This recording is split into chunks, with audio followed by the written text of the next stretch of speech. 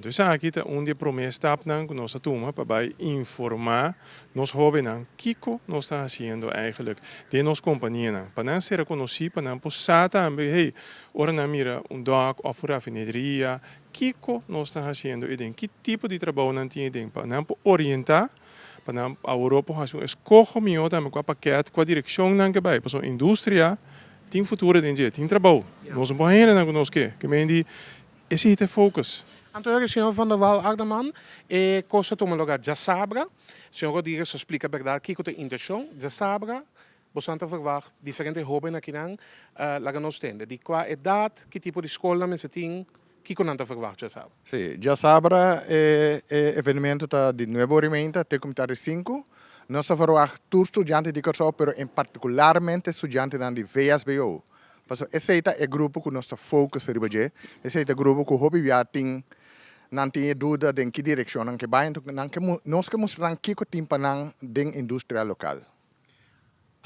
O que hobby bini, você também mostra que o tem, pero você também explica também, tem na mestre de tipo de curso a seca para não poder, você vai dar uma explicação aqui também. Nós também explicamos nós training school também tem aanwezig para explicar e possibilidades de carreira também.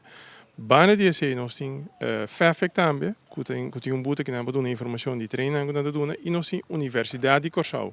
Die com person vamos ter hen arriba nível também. Bom, temos ter mandi obra só, vamos ter nós hen na local arriba nível. Para não saber também que haciendo VSBO para passar uma carreira. Que eu tenho que fazer depois para chegar na universidade antes para seguir direito para mês, então dar um aporte na nossa companhia. Essa é a ideia atrás de coisa. Maneira senhora Van der Waal Agderman visa, outras escolas também está welkom. HAVO, VWO também está van harte welkom, para sombra não também por dar um aporte.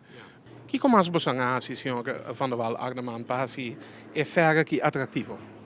Bom, nós vamos ter evento também, nós vamos ter a banda Dreams. Dreams vai perform, naturalmente, não maneira nós jovens não conhecem a esfera de festa, mas Dreams também entertain com programa especial para a feira.